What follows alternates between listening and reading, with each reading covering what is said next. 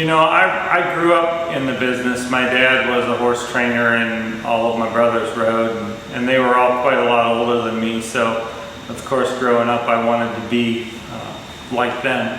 So I was riding early in life, and by the nature of where we grew up and my dad being a horse trainer, every time you got on one, you were training. I mean, you were doing something productive. So I would say, the first time I ever got on one, there was some training involved, and it just progressed.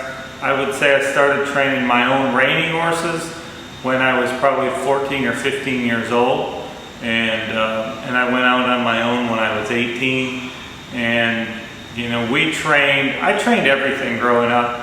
Rode a lot of rope horses, cutters, barrel horses. We trained absolutely everything, everything under a Western saddle. So when I went out on my own when I was 18, the reining horses are what appealed the most to me.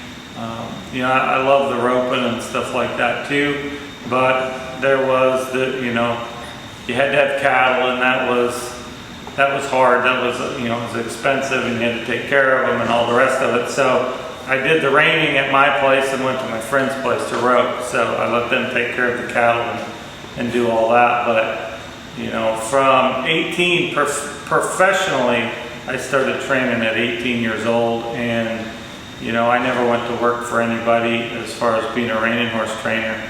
I just kind of figured it out on my own.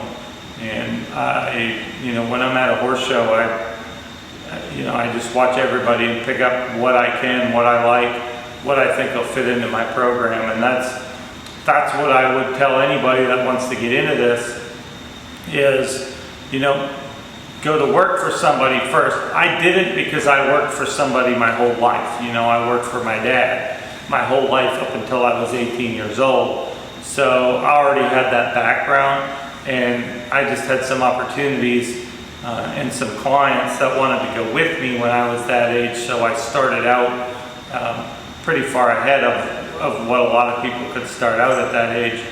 And my suggestion, other than working for somebody, always keep your eyes open. When you go to a horse show, always keep your eyes open. Look and see what'll fit for you, and be smart enough to see what doesn't fit for you. So, that's it in a nutshell.